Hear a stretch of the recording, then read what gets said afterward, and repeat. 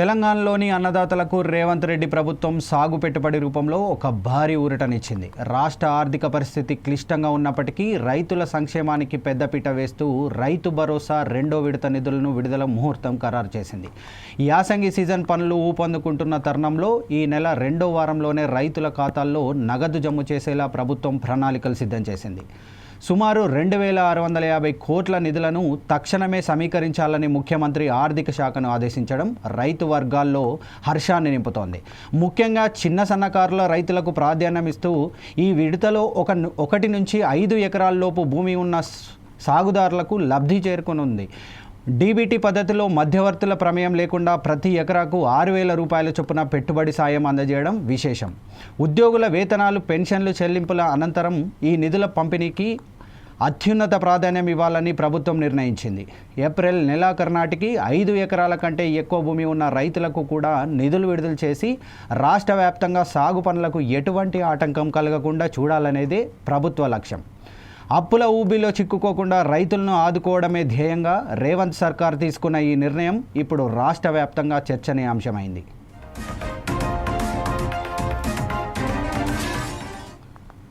మొత్తం 3 విడతల్లో యాసంగి రైతు భరోసా నిధులను జమ చేయాలని ప్రభుత్వం నిర్ణయించింది. మొదటి విడతలో భాగంగా మార్చి 22న ఎకరాకు 3,590 కోట్లను 70 లక్షల మంది రైతుల అకౌంట్లోకి జమ చేసింది. రెండో విడత నిధులను ఈ నెల రెండో వారంలో జమ చేసేందుకు కసరత్తు చేస్తోంది.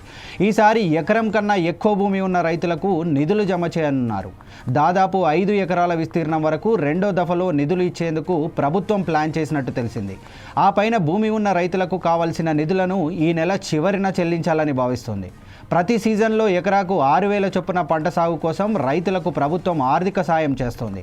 అందుకోసం 9,000 కోట్లు అవసరమవుతున్నాయని, ఆర్థిక వనరుల కొరత కారణంగా 3 దఫలుగా ఇవ్వాలన్నది ప్రభుత్వం ప్లాన్ చేసింది.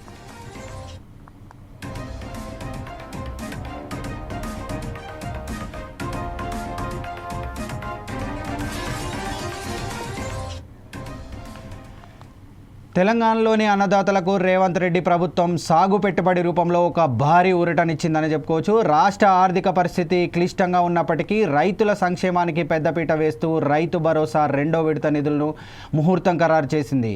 యాసంగి సీజన్ పనులు ఊపందుకుంటున్న తరుణంలో ఈ నెల రెండో వారంలోనే రైతుల ఖాతాల్లో నగదు జమ చేసేలా ప్రభుత్వం ప్రణాళిక సిద్ధం చేసింది.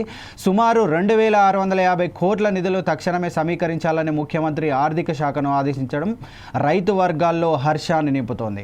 ముఖ్యంగా చిన్న సన్నకారుల రైతులకు ప్రాధాన్యమిస్తూ ఈ విడతలో 1 నుంచి 5 ఎకరాల్లోపు భూమి ఉన్న సాగుదారులకు లబ్ధి చేరుకోనుంది.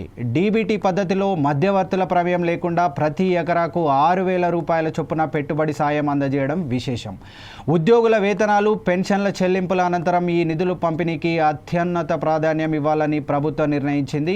ఏప్రిల్ నెలాఖరు నాటికి 5 ఎకరాల కంటే ఎక్కువ భూమి ఉన్న రైతులకు కూడా నిధులు విడుదల చేసి రాష్ట్ర వ్యాప్తంగా సాగు పనులకు ఎటువంటి ఆటంకం కలగకుండా చూడాలనేదే ప్రభుత్వ లక్ష్యం.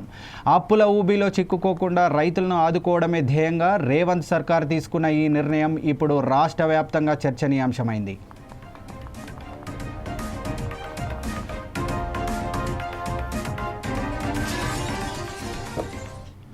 మొత్తం 3 విడతల్లో యాసంగి రైతు భరోసా నిధులను జమ చేయాలని ప్రభుత్వం నిర్ణయించినట్టు తెలుస్తుంది. మొదటి విడతలో భాగంగా మార్చి 22న ఎకరాకు 3,590 కోట్లను 70 లక్షల మంది రైతుల అకౌంట్లోకి జమ చేసింది. రెండో విడత నిధులను ఈ నెల రెండో వారంలో జమ చేసేందుకు కసరత్తు చేస్తుంది. ఈసారి ఎకరం కన్నా ఎక్కువ భూమి ఉన్న రైతులకు నిధులు జమ చేయనున్నారు. దాదాపు 5 ఎకరాల విస్తీర్ణం వరకు రెండో దఫాలో నిధులు ఇచ్చేందుకు ప్రభుత్వం ప్లాన్ చేసినట్టు తెలిసింది.